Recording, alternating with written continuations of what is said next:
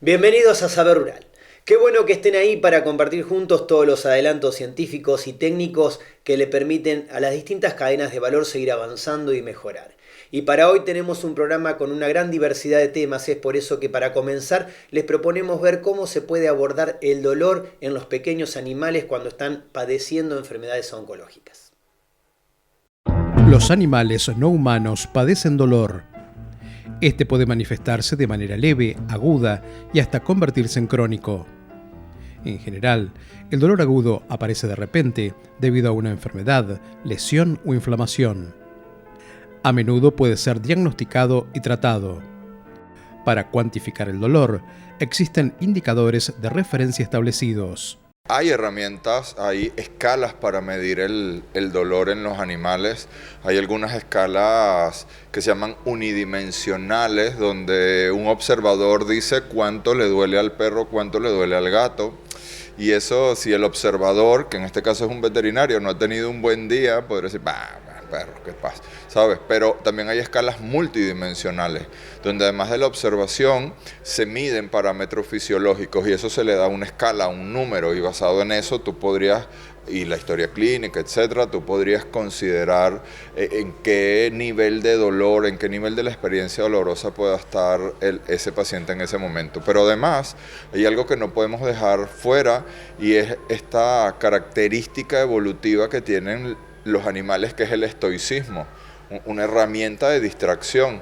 Frente a un potencial depredador no me puedo ver débil. Y ya no hay dinosaurios ni tigres dientes de sable, ahora hay veterinarios que ponen inyecciones. Muchas veces llegan los perros a la veterinaria y el propietario te dice, doctor, estaba cojeando hasta que llegó. Y no es que se curó nada más de verte, es que está tratando de ocultarte eso. Y también allí tenemos que saber entender y poner eso en consideración. La medicina veterinaria ha podido determinar que los animales experimentan dolor y en la medida que los pacientes viven más años, comienzan a manifestar dolor crónico, el cual se asocia con importantes desventajas como alteraciones fisiológicas, potenciación de otras enfermedades como el cáncer, la osteoartrosis, alteraciones de la conducta y tal vez sea la más importante para los propietarios, la alteración adversa del nexo humano-animal. El dolor, desde el punto de vista temporal, en algún momento se dividió en dolor agudo y en dolor crónico. Y entonces ese paso puntual de agudo a crónico es el concepto que se conoce como cronificación. Cuando el dolor agudo se convierte en dolor crónico. Hoy en día ya no hablamos de dolor agudo, hablamos de dolor adaptado, ya no hablamos de dolor crónico, hablamos de dolor mal adaptado. Y ese paso, ese switch que ocurre en el sistema nervioso de los animales y también en nosotros los humanos es lo que estamos terminando de entender, pero sobre todo entender los mecanismos que lo provocan y cómo yo puedo evitarlo, porque estamos hablando que si, por ejemplo, en un evento quirúrgico absolutamente electivo, como sería una ovariohisterectomía, que es algo del día a día en la práctica veterinaria, y no se diseña una estrategia analgésica correcta, esa perrita a la que no le dolía nada en su vida, se puede convertir en un paciente con dolor crónico después de pasar por las manos de un veterinario. Y eso no se vale, porque se supone que vienen al veterinario a que no le duelan las cosas. Entonces, entender este mecanismo se ha convertido en algo fundamental en la medicina veterinaria. El cáncer en perros y gatos se caracteriza por un crecimiento anormal de las células, pudiendo afectar no solo al órgano donde se inicia, sino también extenderse a otros. Durante ese crecimiento normal, las células que deberían morir de forma natural para ser sustituidas por las nuevas no lo hacen. El cáncer, o como yo prefiero llamarlo, enfermedad oncológica, porque es un conjunto de situaciones que ocurren en estos pacientes, se ha convertido literalmente en una enfermedad del día a día en nuestros pacientes, entre otras cosas porque hacemos tan buena medicina que ahora viven muchos años. Y entonces, en la medida que viven muchos años, también estadísticamente permiten que aparezcan otras condiciones. Y el más común de las presentaciones de la enfermedad oncológica es el cáncer de mama, casi que igual como en las mujeres, cáncer de glándula mamaria en las perras y en las gatas, creo yo que es el que tiene, es es el más común en nuestra práctica, pero hay, exactamente como en medicina humana, se replican todos los tumores también en nuestros pacientes. Los animales en tratamientos con diversos medicamentos y su integración con otras terapias pueden generar afecciones secundarias como padecimiento en el paciente oncológico.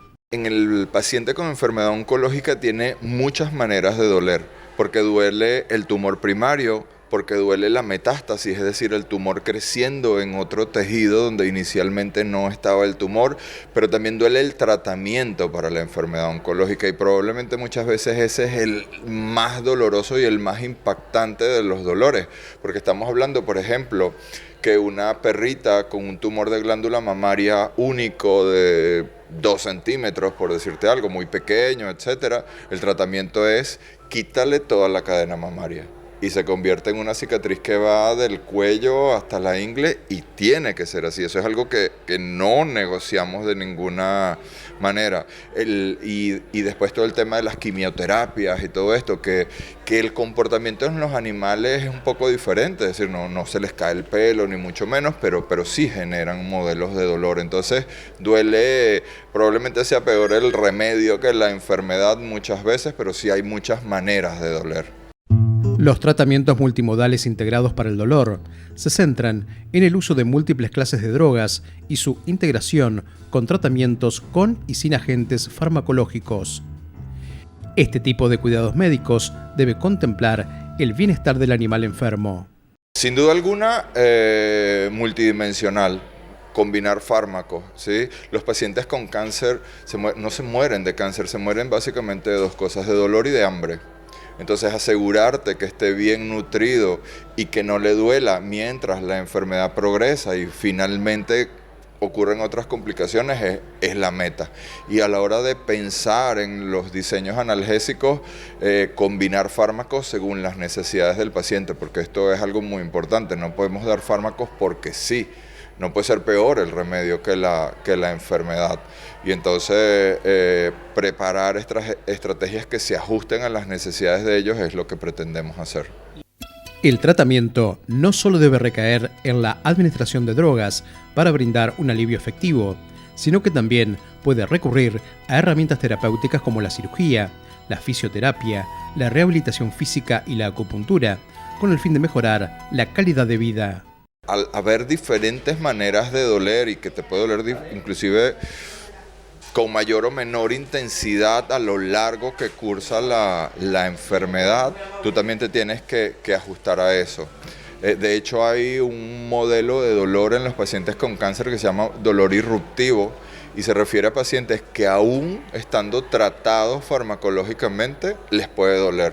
Y es un dolor muy intenso, muy potente y para lo cual lo único que funciona en esos casos son fármacos de mucho poder analgésico como opioides, etc. Y después entras ahí en una ecuación extraña porque ahora la evidencia demuestra que el uso de opioides está limitado en pacientes con cáncer, pero aquí todo va a la balanza.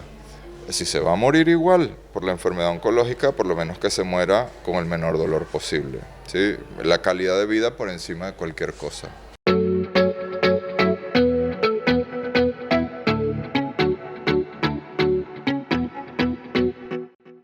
Como acabamos de ver, la medicina veterinaria está avanzando en el tratamiento del dolor y también en dar calidad de vida a los animales. Y si se quedan con nosotros después de la pausa, les vamos a contar cómo también se está evolucionando en la nutrición de los animales.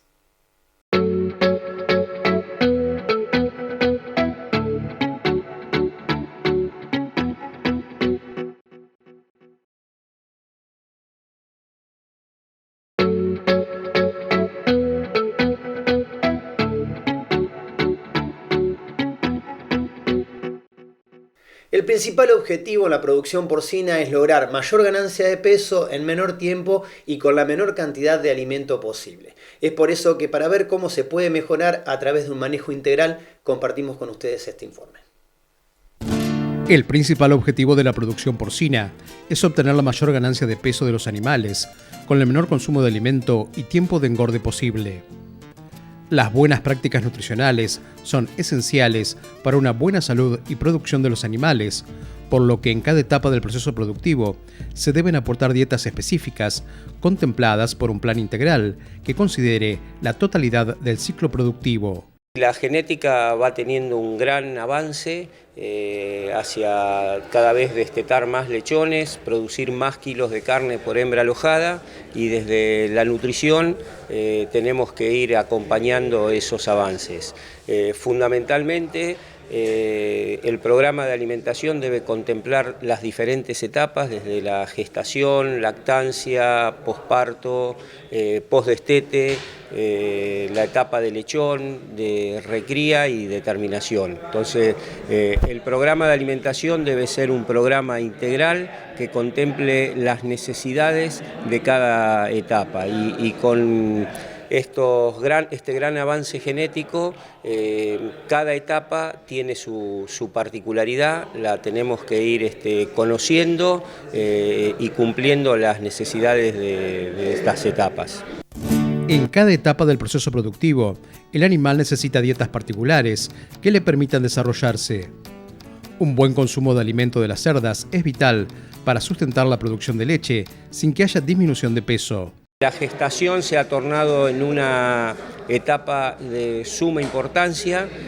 Hoy vienen cambiando mucho los conceptos. Nosotros tenemos que trabajar mucho en la nutrición temprana. Los primeros 30 días es donde se desarrolla la placenta, donde se anidan los lechones, y tenemos que darle los nutrientes necesarios para que eso se pueda llevar a cabo con normalidad.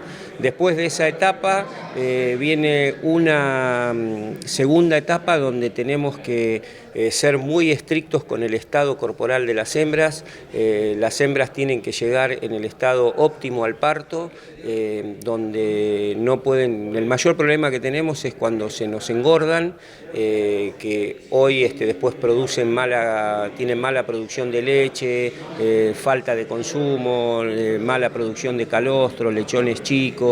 Entonces hay que trabajar muchísimo en el estado corporal, y fundamentalmente en la gestación hay que trabajar en forma diferencial a las hembras de primer parto, las primerizas o cachorras, donde luego de una gestación temprana, donde le damos un poquito más de comida, después tenemos que cuidar mucho el estado corporal, que no se nos engorden, para cuando llegamos al final darle un poquito más de alimentos y de nutrientes en los últimos 30 días, ya que esta es una categoría que además de gestar está creciendo y tiene necesidades diferenciales. Si no, después cuando va al segundo parto nos trae problemas de cantidad de lechones, de tasa de parto.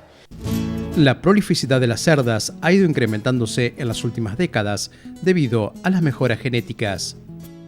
Para poder explotar el potencial de estas mejoras y lograr buenos rendimientos, se debe tener en cuenta que la duración del parto aumenta, así como también lo hace el riesgo de que aparezcan nacidos muertos.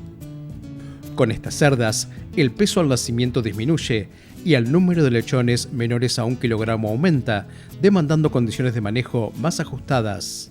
Lo que hablamos hoy en día es todo el tema de más que hiperprolíficas.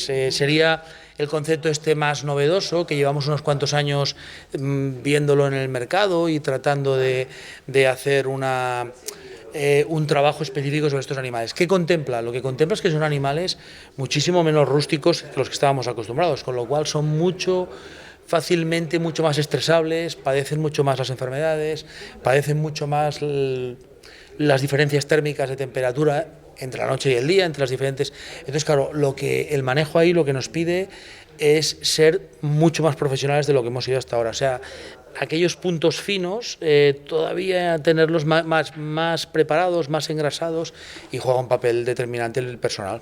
La genética ha crecido muchísimo, tenemos una gran producción de lechones. Hoy es muy común en las granjas ver partos de 16, 17, 18 lechones. El problema que tenemos es que nos aparecen muchos lechones, pero muchas veces son desparejos. Hay algunos tienen mucha variabilidad de peso, y tenemos que trabajar nutricionalmente, empezar con la madre y luego con la nutrición temprana del lechón, ¿no?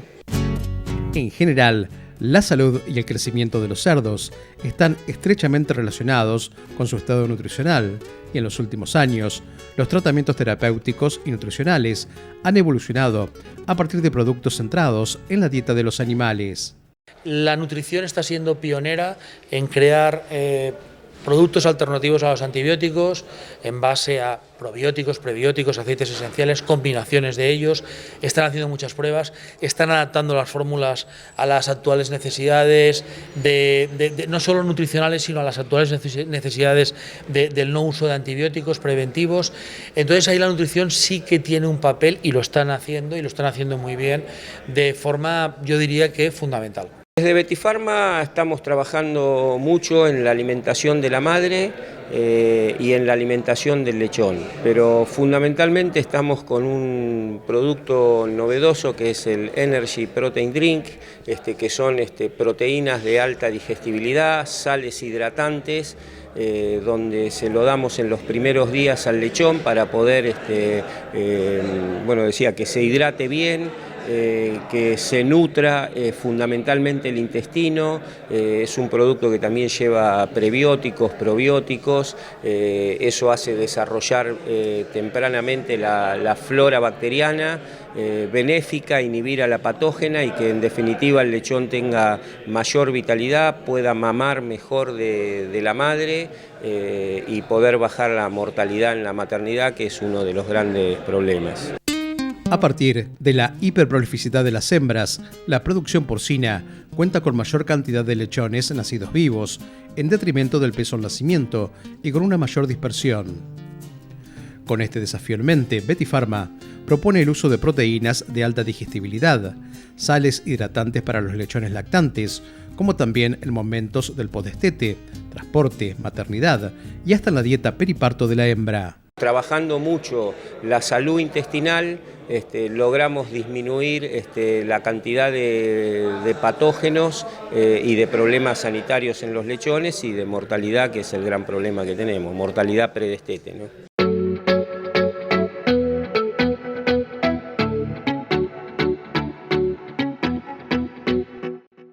Les proponemos hacer una breve pausa. No se vayan, que enseguida volvemos con mucho más Saber Rural.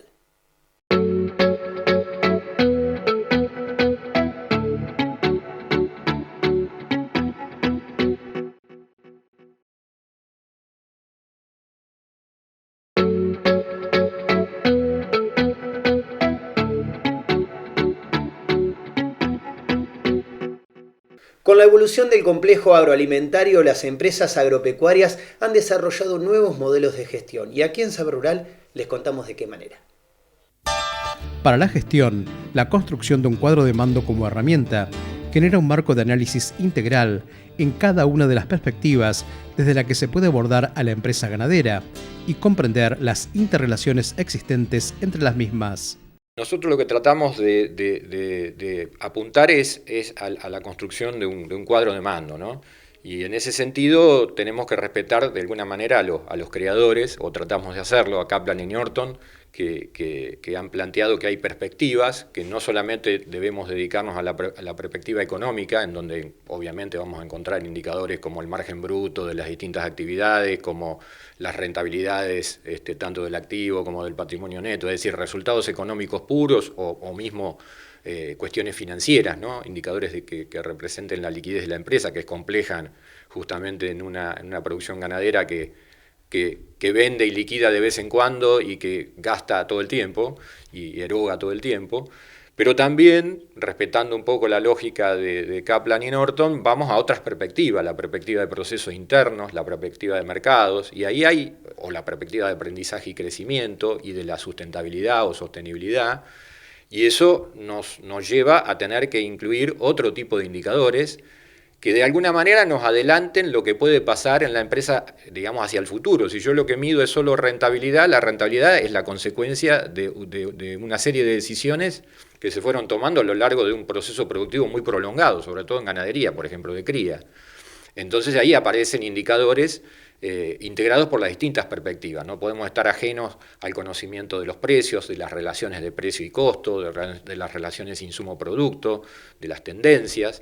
En cuanto a la parte de producción, obviamente, un montón de indicadores que tienen que ver con, algunos que tienen que ver con la producción en sí, si vamos a la cría, con la tasa de preñez, con la tasa de destete, con las mermas, con las distintas mermas que tenemos que saber medir, y que nos permiten de alguna manera adelantarnos a la toma de decisiones que no nos lleven a resultados que después son el hecho ya cumplido y que no tiene cambio, ¿no? Y yendo un poco más, más hacia atrás en las perspectivas, el aprendizaje y crecimiento, según Kaplan y Norton, por ejemplo, tienen que ver con cómo sostenemos la capacidad, digamos, de gestión de la empresa. Y ahí vienen cuestiones como entrenamiento de los recursos humanos, selección y motivación de los recursos humanos, y también hay indicadores que nosotros podemos incluir y deberíamos incluir dentro de los cuadros de mando de los tableros, porque no es lo mismo tener, por ejemplo, una alta rotación del personal o un bajo nivel de capacitación y entrenamiento del personal, que a la larga nos va a generar problemas productivos, que a la larga nos va a generar problemas en las rentabilidades y en los resultados económicos de la empresa. Si eso lo medimos anticipadamente, podemos corregir el rumbo del establecimiento, digamos. El sector agroalimentario en Argentina ha evolucionado, afrontando problemas coyunturales vinculados a la economía, al mercado, a la sanidad y a las políticas que de modo directo o indirecto lo afectan. Estos factores demandan gestión de la información y la articulación de diferentes indicadores que permitan monitorear todas las variables del negocio, evaluando diferentes escenarios y planes de acción. Al ser el proceso productivo muy prolongado, y lo que yo produzco hoy, o lo que yo inicio del proceso productivo hoy, el producto lo voy a tener 1 año y medio, 2 años después, digamos, no es tan fácil tomar decisiones, sobre todo porque uno plantea, digamos, cuando realiza cálculo económico, tiene que estimar precios a futuro. Quizá cuando estamos en agricultura los precios a futuro son un poco más predecibles, entre comillas, porque hay mercados que operan con bastante mayor transparencia. No sucede tanto en ganadería, aunque vamos un poco hacia eso, y a veces hacer relaciones de precios o hacer cálculo económico pensando en el precio de hoy no es tan sencillo. La verdad que el manejo de la información, hay que tener un buen manejo de la información que nos permita, digamos, anticiparnos un poco a esto, ¿no? Y ahí yo creo que lo importante es tener planes alternativos, ¿no? Ya esto de manejarnos con un solo plan pareciera que no funciona porque el entorno cambia y entonces deberíamos tener varios planes que nos permitan, digamos, adecuarnos a las circunstancias, ¿sí? Cuando yo voy con un plan solo, en un proceso productivo que es muy prolongado, el entorno puede cambiar muchas veces en el medio del camino, y entonces ahí nosotros destacamos mucho la importancia de la planificación en varias, digamos, tener varios planes alternativos y el análisis de riesgo.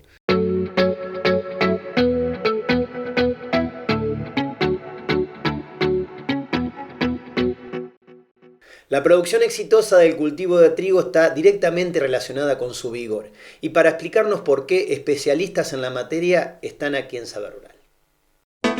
Dado que no existen pruebas estándares de laboratorio que evalúen el vigor en lotes de semillas de trigo para las condiciones de la región centro-sur de la provincia de Buenos Aires, desde la Facultad de Agronomía de la UNICEN se está trabajando en el análisis de componentes que hacen al vigor. El enfoque que tenemos es tratar de llegar a alguna prueba de vigor seminal del trigo que nos permita utilizarlo y estandarizarlo a nivel de laboratorios.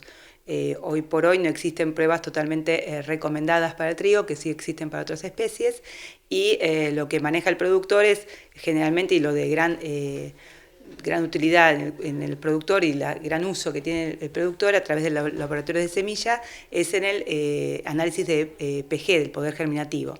Este poder germinativo lo que pasa es que presenta una situación en cuanto que si la semilla está deteriorada, pero no tanto como para determinar que no germina, hay un sector del deterioro donde empieza el deterioro, que es un deterioro normal que ocurre por una edad de la semilla, afectado además por la forma de almacenamiento que tuvo esa semilla, que se lo pierde la germinación. Quizás te da un alto poder germinativo, pero la semilla en sí está deteriorada, oculta ese deterioro. La idea es encontrar alguna prueba de vigor que nos permita ver este deterioro que oculta un poder germinativo que se hace en laboratorios de semilla. Hay una secuencia de cambios que se producen en el deterioro que es inexorable, que va a ocurrir por la simple edad y transcurso de esa edad de la semilla, desde el día cuando la semilla alcanza su madurez fisiológica. En ese momento tiene una máxima calidad fisiológica. A partir de ahí ya empieza a ocurrir un deterioro. Y lo que pasaba era esto de que la germinación no es tan no hay una correlación satisfactoria entre lo que podemos saber un resultado de poder germinativo con el resultado a campo. Uno cuando trabaja en el resultado a campo y el vigor, lo que uno busca en el vigor es el establecimiento de plántulas normales en una forma rápida, en una forma uniforme y bajo todas las condiciones que se pueden ocurrir en el campo, que pueden ser favorables o no. Y dentro de estas condiciones es donde tiene que ver la zona agroclimática de estudio, en nuestro caso el sudeste de Buenos Aires, que estamos en la zona triguera, en la zona de acá de Azul.